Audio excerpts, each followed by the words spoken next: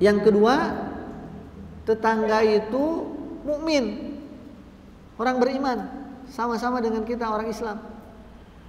Yang ketiga, tetangga non mukmin, tidak seiman dengan kita, tapi rumahnya di samping rumah kita, rumahnya 5 rumah dari kita. Nah, kalau ada tetangga, dia kerabat kita dan dia orang Islam, maka dia punya haknya itu 2 dari kita. Hak sebagai tetangga, 3 malah mungkin 3 jadinya, mohon maaf. Jadi 3, hak sebagai tetangga, hak sebagai kerabat, dan hak sebagai seorang muslim. 3 kewajiban kita kepada orang seperti itu. Kalau tetangga kita itu adalah orang muslim tapi nggak ada hubungan nasab dengan kita, maka dia punya 2 hak. Hak sebagai seorang muslim dan hak sebagai tetangga. Kalau tetangga itu ternyata bukan orang Islam, nggak ada dia juga kerabat sama kita, apakah kita harus boleh berbuat jahat kepada orang itu? Tidak boleh. Dia punya hak dari kita, hak sebagai tetangga. Tadi kalau masak pun harus diberi, harus berbagi. Ya, di dalam riwayat yang lain kata Rasulullah SAW, tidaklah beriman seseorang itu, atau tidak dikatakan keimanan seorang itu sempurna kalau orang di sekitarnya itu tidak merasakan nyaman atau terganggu dengan lisan dan perbuatannya, meskipun dia orang non muslim. Nah, ini kalau kita bisa seperti ini, baru Islam itu rahmatan lil alamin. Sejatinya Islam begitu. Jadi kalau ada orang muslim yang tidak seperti itu, bukan ajarannya yang salah, orangnya yang belum mengamalkan ajarannya yang salah. Maka didorong untuk kita mengamalkan ajaran kita, karena itu akan menjadi rahmat, kasih sayang untuk semua alam. Man adza dzimmiyan, kata Rasulullah SAW, ini untuk orang lain ini, apalagi untuk sesama muslim, orang lain nih, kata Rasulullah, man adza dzimmiyan faqad adzani. Siapa orang yang menyakiti perasaannya orang kafir zimmi, orang kafir yang ada perjanjian sama kita, dia hidup bertetangga sama kita, sama-sama orang Indonesia, katakanlah begitu, tapi dia orang non muslim, barang siapa yang menyakiti dia, kata Rasulullah, sama dengan menyakiti aku. Cuman menyakiti itu bisa mungkin dengan ucapan, menyakiti itu mungkin bisa dengan hanya sekedar, kalaupun secara fisik mungkin cuman menyebabkan luka ringan, itu aja udah nggak boleh sama dengan menyakiti Rasul, apalagi sampai dibunuh. Dari mana datangnya itu pemikiran seperti itu?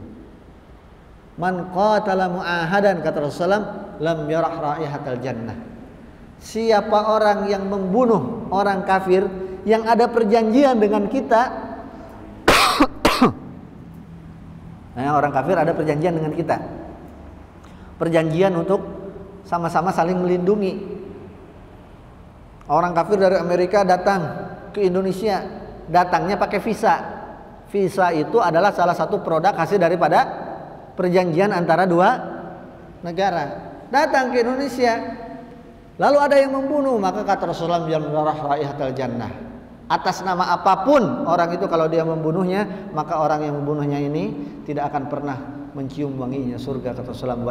Wa inna rihaha la yujadu min masirati kadza wa kadza. Padahal wanginya surga itu tercium dari perjalanan 40 tahun. Jadi kalau kita jalan 40 tahun nyampe di Zimbabwe misalnya, maka kalau surga itu di sana, kita di sini udah tercium wanginya. Nah, orang yang membunuh seorang kafir yang mu'ahad tadi, yang ada perjanjian, tidak akan mencium wanginya surga, apalagi kalau sampai masuk. Nah, sementara teroris-teroris itu katanya membunuh ingin masuk surga. Dari mana itu, saya heran. Makanya saya tuh terus terang, jadinya ini tuh sebenarnya terorisme itu dan radikalisme itu produk siapa sebenarnya? Karena jelas ayatnya, jelas hadis-hadisnya, jelas seperti itu. Tapi kok ada orang Islam yang melakukan itu, atau ada orang yang melakukan itu atas nama Islam? Itu dari mana itu dasarnya itu? Allah alam. Ya, Allah alam. Saya sih uzonnya mungkin ada orang yang memang secara sengaja ingin merugikan kaum muslimin, pembunuhan karakter terhadap Islam wal muslimin. Ya, semoga Allah melindungi kita semua. Wabil walidaini ihsana, wadzil qurba tadi ya, kepada kerabat, kepada orang yang dekat. Ya, wabil khusus dekat secara nasab, kekerabatan secara nasab, tapi juga kekerabatan tadi kedekatan secara bertetangga. Wal yatama, dan anak yatim. Ya, Allah Subhanahu wa taala banyak ayat di dalam Al-Qur'an dan juga Rasulullah SAW memotivasi kita untuk berbuat baik kepada anak yatim. Bahkan salah satu indikator kita itu baik atau tidak beragama itu adalah bagaimana sikap kita memperlakukan anak yatim. Ara'aital ladzi yukadzibu biddin fadzalika alladzi yad'ul yatim. Orang yang mendustakan agama itu adalah salah indikator pertamanya dalam surat Al-Maun ini yang menghardik anak yatim. Jadi berbuat kepada anak yatim itu bukan pada bulan Muharram saja, bukan 10 Muharram aja, sepanjang tahun. Karena mereka butuh makan, butuh kasih sayang bukan hanya satu hari di dalam setahun. Kan katanya 10 Muharram lebarannya anak yatim, sehingga ada santunan. Itu di bulan 10 Muharram aja. Lah yang lainnya kemana? Nah, jadi ini sepanjang tahun. Ya, sepanjang tahun. Ya, berbuat baik kita kepada anak yatim. Ya, kita berikan dia makan, kecukupan. Bila perlu mungkin pendampingan secara psikologis juga, mereka juga butuh kasih sayang. Kemudian sekolah berupa beasiswa dan seterusnya. Wal masakin, dan orang-orang miskin. Ya, orang-orang miskin, ya, yang secara finansial. Ada ulama yang membedakan antara fakir dan miskin. Ada juga ulama yang tidak membedakan. Fakir dan miskin itu 11-12 sama aja. Tapi ada ulama yang mengatakan beda antara fakir dan miskin. Ada orang yang tidak berpenghasilan sama sekali, itu disebut fakir. Ada orang yang berpenghasilan tapi penghasilannya tidak mencukupi, itu miskin. Tapi dua-duanya sama aja, butuh dibantu. Mau berpenghasilan tapi tidak cukup ataupun tidak berpenghasilan sama sekali adalah orang yang harus dibantu. Ya, yang harus dibantu, ya. Wal miskin, ya, untuk kita berbuat baik kepada mereka. Wa qulu lin-nasi husna. Lalu perjanjian berikutnya Bani Israil dengan Allah Subhanahu wa taala itu adalah agar mereka berkata yang baik kepada orang-orang. Berkata yang baik itu yang bagaimana? Ya, yang benar, artinya tidak bohong, ya, tidak menyakiti, ya, kemudian tidak kasar, intonasinya enak, gesturnya juga enak, mimiknya menyampaikan juga sedap dilihat. Nah, ini perkataan yang baik. Ya, tidak jorok, tidak kasar, ya, tidak bohong, ya, kemudian tidak disampaikan dengan suara yang intonasi yang tinggi, ya, kemudian mimiknya juga enak, gesturnya juga enak dan seterusnya. Nah, ini perkataan yang baik. Nah, itu diperintahkan Bani Israil untuk itu, dan ini juga perjanjian kita dengan Allah dalam banyak ayat. Rasulullah SAW bahkan mengatakan, man kana yu'minu billahi wal yawmil akhir falyaqul khairan aw liyasmut. Siapa orang yang beriman kepada Allah dan beriman dia kepada hari akhir, hendaklah berkata baik atau diam. Ini Rasulullah SAW, ya kan? Jadi perjanjian ini juga perjanjian kita dengan Allah Subhanahu wa taala. Wa aqimus shalah, dan agar mereka mendirikan salat. Mendirikan salat. Ya. Bani Israil salat enggak? Salat. Tapi salatnya mereka mungkin beda, beda dengan prakteknya dengan kita, tapi mereka melaksanakan itu. Ya. Syariatnya, ya, yang berbeda, hakikatnya sama, ya. Ibadah kepada Allah, caranya saja yang agak berbeda, tapi cara mereka sekarang tentunya tidak berlaku, ya, harus mengikuti caranya Nabi Muhammad SAW. Ini ketika itu, atau ini juga perjanjian mereka, ya, di dalam kitab Taurat yang kalau Nabi Muhammad turun juga mereka harus kemudian mengikuti Nabi Muhammad, diantaranya adalah dengan mengerjakan sholat yang diajarkan oleh Nabi Muhammad Shallallahu Alaihi Wasallam. Wa atuz zakah, dan juga menunaikan zakat. Ya, zakat itu wajib bagi seseorang yang memiliki harta. Ya, kalau zakat itu ada dua, zakat fitrah dan zakat mal. Kalau zakat fitrah itu wajib kepada seluruh umat muslim yang baligh maupun yang belum baligh, kepada setiap jiwa. Zakat fitrah itu zakat jiwa, ya, yang memiliki makanan pokok melebihi bekalnya untuk satu hari. Jadi kalau dari pagi sampai malam itu kita butuh makan misalnya itu dengan setengah liter beras atau 1 liter beras yang harganya katakanlah 13.000 misalnya begitu, maka orang yang pada saat wajibnya dikeluarkan zakat fitrah, yaitu tanggal 1 Syawal, ya, boleh maju sehari atau 2 hari, tapi tidak boleh melebihi waktu sholat Id. Ya, tidak boleh melebihi waktu sholat Id. Jadi zakat fitrah itu harus dibayar sebelum sholat Id dilaksanakan. Maka barang siapa, ya, seorang jiwa, ya, seseorang memiliki uang tadi itu lebih dari 13.000, memiliki beras lebih dari 1 liter, lebih untuk kebutuhannya hari itu, maka berarti dia wajib mengeluarkan zakat fitrah. Ini kalau zakat fitrah. Yang kedua, zakat mal. Zakat mal ini wajib bagi kaum muslimin yang hartanya mencapai nisab. Nisab itu batasan minimal kepemilikan harta yang harus dizakati. Nah, kalau biji-bijian sekian, kalau ternak sekian minimalnya. Misalnya kalau kambing itu minimal 40. Jadi kalau dia punyanya 30 nggak wajib zakat dari kambingnya.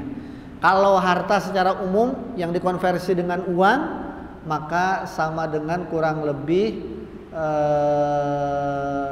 kalau dikonversi ke uang kita mungkin sekitar 80-an juta, ya, sekitar itu, ya, sekitar itu. Jadi orang yang punya uang lebih 1 tahun tidak pernah berkurang, ataupun kalau berkurang nanti mencapai nisab lagi pada masanya sudah sampai 1 haul, maka baru itu dia berkewajiban mengeluarkan zakat 2,5%.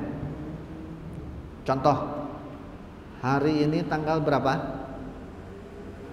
Januari sih tanggal 5. Kalau bulan kitanya 12. Hari ini tanggal 12 bulan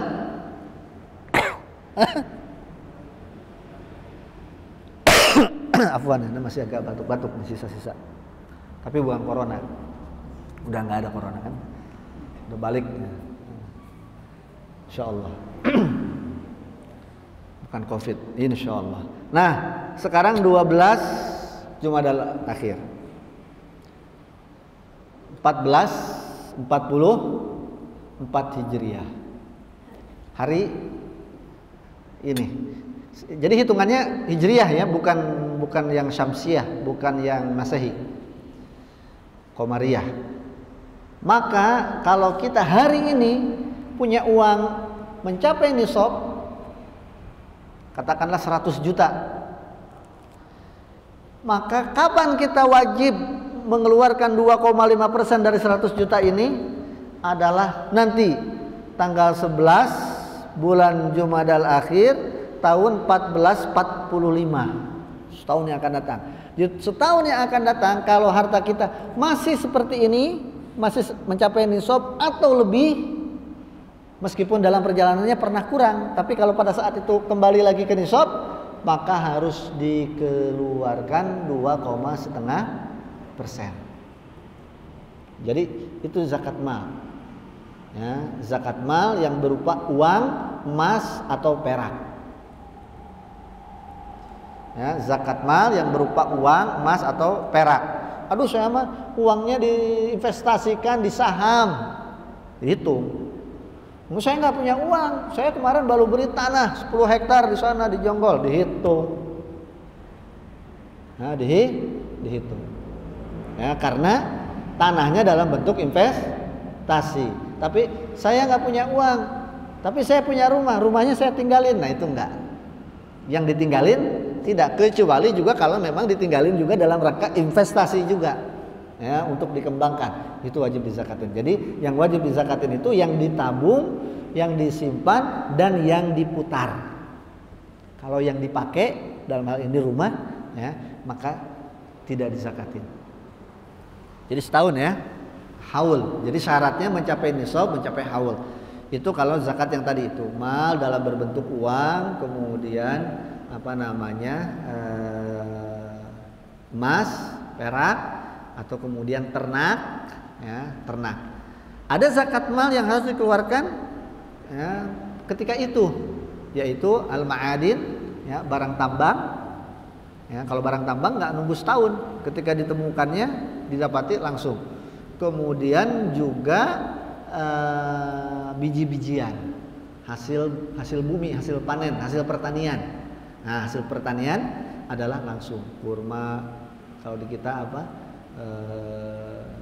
kacang hijau mungkin di kita ditanam ya. Kemudian biji-bijian yang dapat disimpan lama, makanan yang dapat disimpan lama. Kalau sayur-sayuran enggak, rambutan, duren enggak, karena nggak bisa disimpan lama. Ya, salak enggak. Saya punya kebun nanas enggak ada zakat nanas. Tapi kalau kita berkebun nanasnya itu dalam rangka investasi, nah berarti masuk ke dalam kewajiban zakatnya dari pintu investasinya, bukan dari jenisnya, bukan dari jenis buahnya. Kalau dari jenisnya adalah hasil tanaman, hasil bumi yang dapat ditabung, disimpan. Kalau di kita ya biasanya yang dijadikan makanan pokok di suatu negara itu, ya, kalau di kita beras, ya kan, padi. Nah itu begitu selesai maka panen, maka harus dikeluarkan. Berapa dikeluarkannya tergantung daripada sistem pengairannya, irigasinya. Kalau irigasinya pakai biaya, ya, sepersepuluh usyur. Ya, kalau tidak pakai biaya, usyur. Pakai biaya usyur afwan. Kalau tidak pakai biaya maka nisful usyur. 10 atau 5%. Tergantung daripada pakai pembiayaan atau enggak irigasinya. Kan ada kalau di kampung kan nggak perlu bayar irigasi tuh, orang airnya sungainya ngalir, tinggal dialirin ke sawah tumbuh, ya kan? Tapi kalau di beberapa tempat, ya, itu harus pakai pengairan. Ada bahkan yang harus disedot pakai alkon, mesin sedot air supaya sawahnya bisa diairi. Sehingga ada biaya, timbul biaya untuk itu. Kata Rasulullah SAW, fi ma saqatis sama al-usyur. Yang pengairannya itu dari langit, dari Allah, ya, artinya hujan, ya, air mengalir begitu saja tanpa ada biaya, maka 1/10.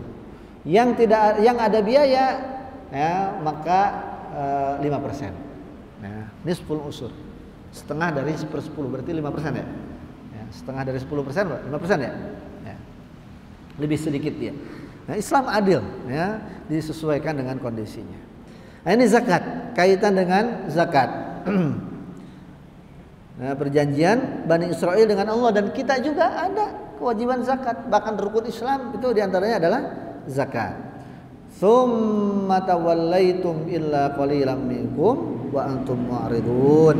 Akan tetapi kemudian, ya, orang-orang Bani Israel itu mereka mengkhianati perjanjian itu dengan Allah Subhanahu wa taala. Mereka berpaling, meninggalkan perintah-perintah Allah itu, perjanjian itu, ya, bukan karena alasan-alasan syar'i yang bisa diterima, tapi mereka meninggalkannya bahkan dengan kesengajaan, dengan niat memang nggak mau. Gitu. Itulah Bani Israel. Tapi kata Imam Ibnu Katsir, sifat itu kalau ada pada diri seorang muslim maka hukumnya sama. Ya, maka hukumnya sama. Ya, jadi Bani Israel dikutuk sama Allah karena perilaku itu, ya.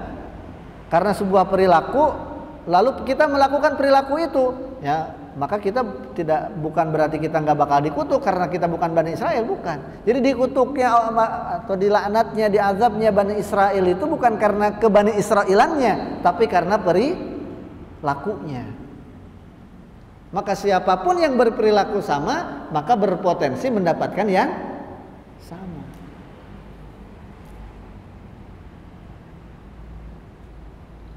Nah, misalnya yang diumumkan bagi warga Patal, Senayan yang usianya 40 tahun, ini diumumkannya itu di sini misalnya begitu. Diumumkan bagi warga Indonesia yang usianya 40 tahun ke atas misalnya begitu, maka akan diberikan umroh gratis misalnya begitu. Nah, orang Patal Senayan yang 40 tahun ke atas mendapatkan jatah itu kan, ya kan? Nah, kemudian bergeser ke sana, ke Ben Hill, ya. Ada orang-orang yang 40 tahun itu, maka orang yang 40 tahun di sana juga ternyata kan orang Indonesia juga, ya. Maka berarti berpotensi mendapatkan umroh juga sama, seperti itu. Jadi bukan karena orang Patal Senayannya, tapi karena dia usianya 40 tahun. Paham ya permisalan ini insyaallah? Nah, jadi Bani Israel, kata Imam Ibnu Katsir, Bani Israel itu diperlakukan seperti itu sama Allah bukan karena rasnya sebagai Bani Israel, tapi karena perilakunya.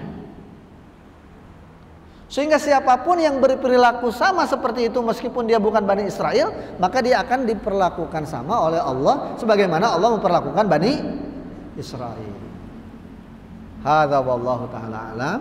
Semoga Allah Subhanahu wa taala memberikan kita taufik agar kita diberikan ya kemudahan, kekuatan untuk menjalankan apa-apa yang sudah diikat dalam perjanjian kita dengan Allah Subhanahu wa taala. Ingat, perjanjian kita itu adalah asyhadu alla ilaha illallah, tidak ada Tuhan yang akan kita agungkan, yang berhak untuk kita ibadahi selain daripada Allah, wa asyhadu anna Muhammadar Rasulullah, dan kita juga berjanji dengan Allah akan menjadikan Nabi Muhammad sebagai teladan, sebagai prototipe untuk kita menjalani kehidupan dunia ini. Portofolio kita di dalam menjalani kehidupan dunia ini yaitu Nabi Muhammad sallallahu alaihi wasallam. Kita punya komitmen itu dengan Allah, sehingga kalau kita tidak memenuhi komitmen dan perjanjian itu dengan Allah Subhanahu wa taala, boleh jadi apa yang ditimpakan kepada Bani Israel oleh Allah itu menimpa kita juga, waliyadzubillah. Terima kasih atas segala perhatiannya. Ini yang dapat kita pelajari di kesempatan pagi menjelang siang hari ini.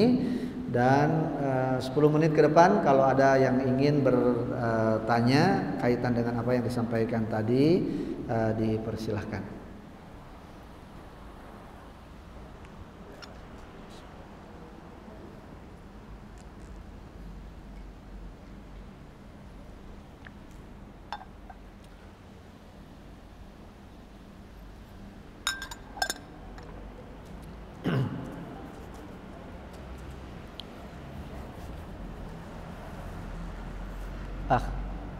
Itu ada dari umat.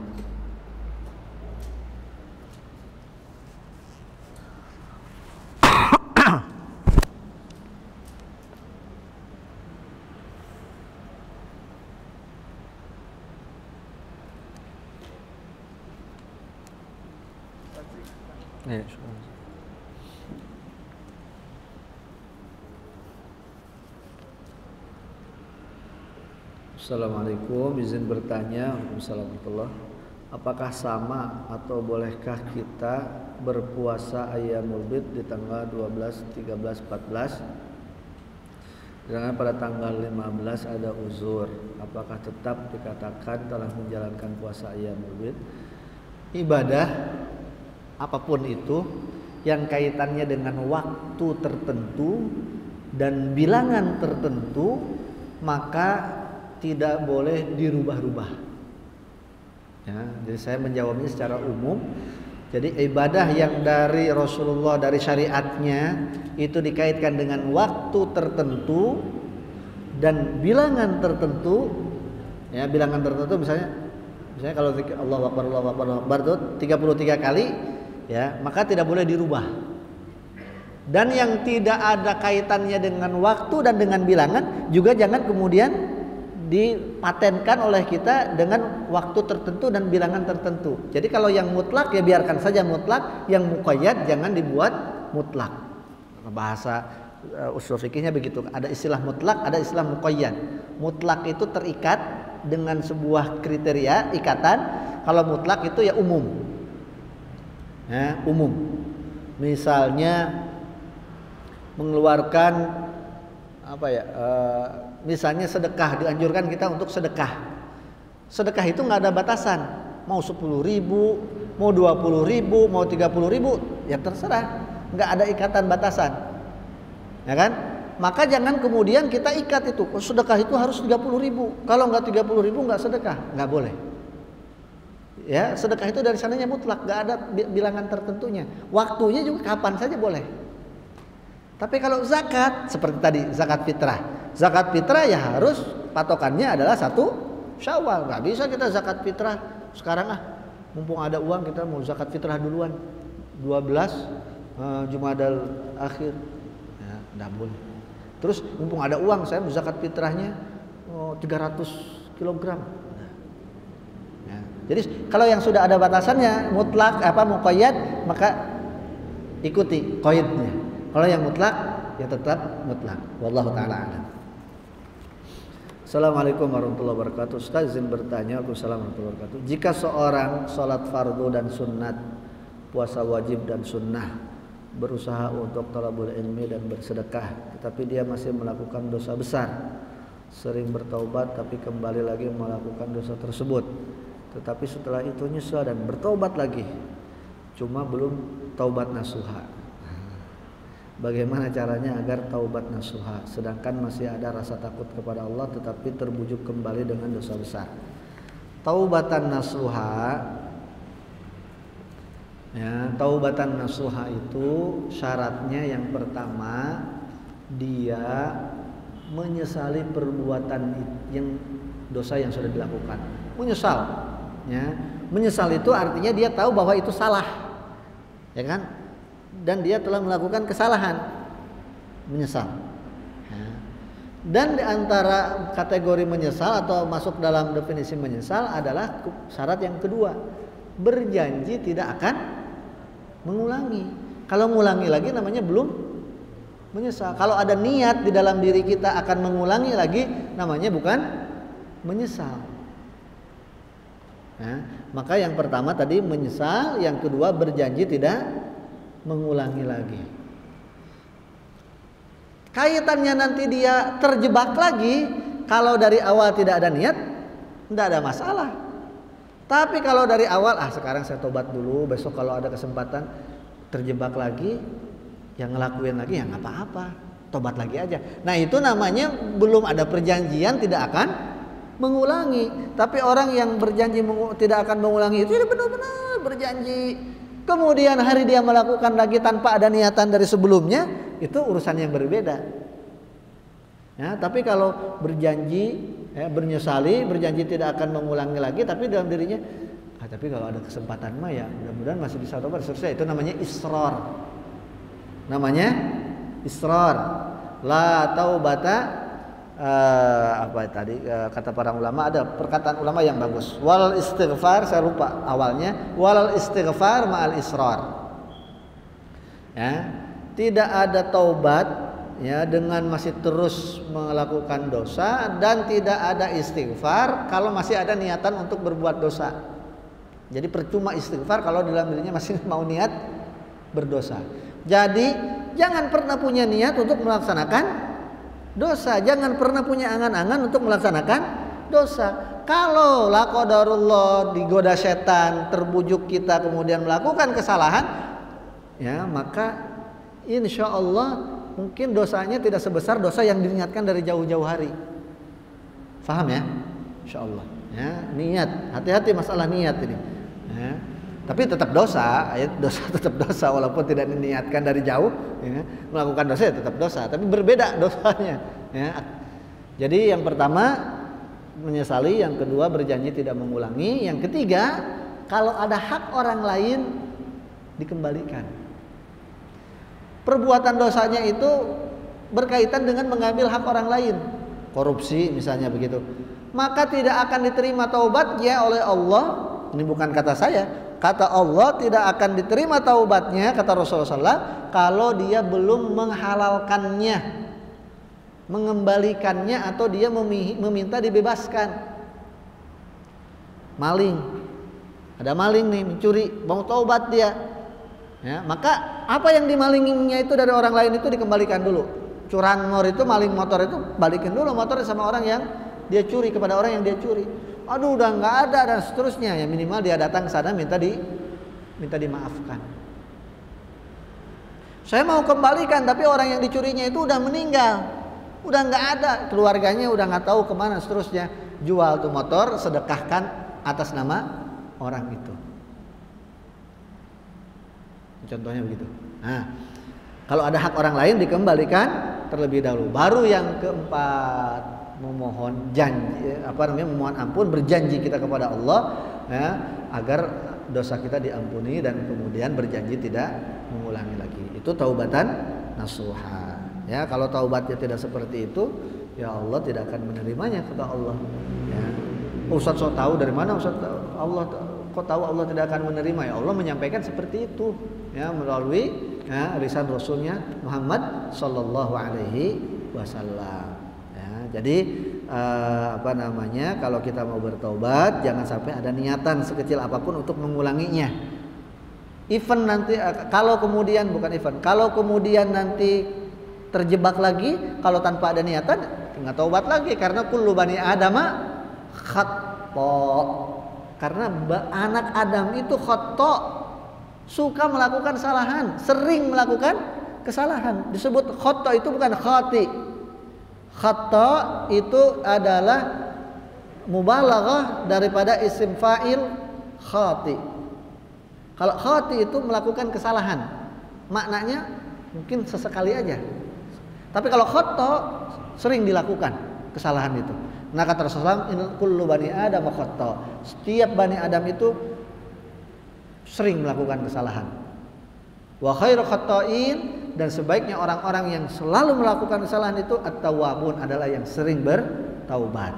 Nah, hadis ini kalau kita pahami secara detail, secara mendalam, maka bukan berarti orang yang sudah bertaubat itu tidak akan berbuat dosa lagi.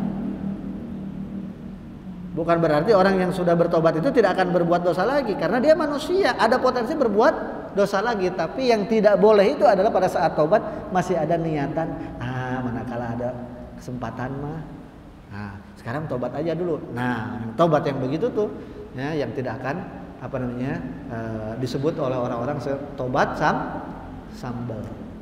Wallahu a'lam. Assalamualaikum warahmatullahi wabarakatuh. Barakallahu fiikum wa fiik barakallahu. Ustaz, mau bertanya, jika ana memiliki rumah yang dikontrakkan, namun hasil uang kontrakan tidak mencapai nisab setelah berjalan 1 tahun, apakah masih wajib mengeluarkan zakatnya? Syukran. Kalau tidak mencapai nisab, tidak wajib dikeluarkan zakat. Ya, zakat itu hanya bagi harta yang mencapai nisab. Kalau tidak mencapai nisab, tidak mencapai haul, mencapai nisab tapi tidak bertahan 1 tahun, juga tidak tidak wajib dizakati. Jadi harta sekarang mencapai nisab, ya, belum wajib dizakati. Kalau setahun kemudian masih ada di atas nisab, masih di nisab dan melebihi nisab, baru wajib dizakati. Sekarang mencapai nisab, setahun kemudian jadi setengah dari nisab, tidak wajib zakat. Ya. Sekarang hartanya 100 juta, misalnya nih, harta wajib dizakati itu 100 juta. Ya, dia konversinya dengan emas, ya. Kemudian setahun kemudian cuman 98, kurang dikit, nggak mencapai nisab, tidak wajib zakat. Ya, pokoknya yang wajib zakat itu setelah 1 tahun tetap di nisab atau lebih, kurang tidak wajib. Tapi jangan juga kalau gitu 2 jutanya kita sedekahin aja nih sebelum jatuh tempo, supaya kalau bayar zakat kan 2,5 juta, dari 10% apa 2,5% dari 100 juta, ah udah saya sedekahin aja deh 1 juta. Nah, kalau nunggu besok jatuh tempo kan 2,5%, 2,5 juta. Kalau sedekah 1 juta aja, biar nggak sampai nisab pada saat jatuh tempo. Ah, jangan akal-akalan juga. Wa makarullah, hati-hati. Akal-akalan sama Allah, nanti Allah lebih bisa untuk akal-akalan. Ya. Demikian Allah Ta'ala. Jadi tadi kaitan dengan pertanyaan, tidak mencapai nisab, ya berarti tidak wajib dizakati. Wallahu Ta'ala alam. Demikian yang disampaikan, mudah-mudahan bermanfaat. Sudah lebih 1 menit, mohon maaf. Kalau ada yang punya aktivitas yang lain, ya kita tutup dengan doa kafaratul majlis. Subhanakallahumma wa bihamdika asyhadu an la ilaha illa anta astaghfiruka wa atubu ilaik. Wassallallahu ala nabiyyina Muhammad wa ala alihi wa ashabihi ajma'in. Wa akhiru da'wana alhamdulillahi rabbil alamin. Wassalamualaikum warahmatullahi wabarakatuh.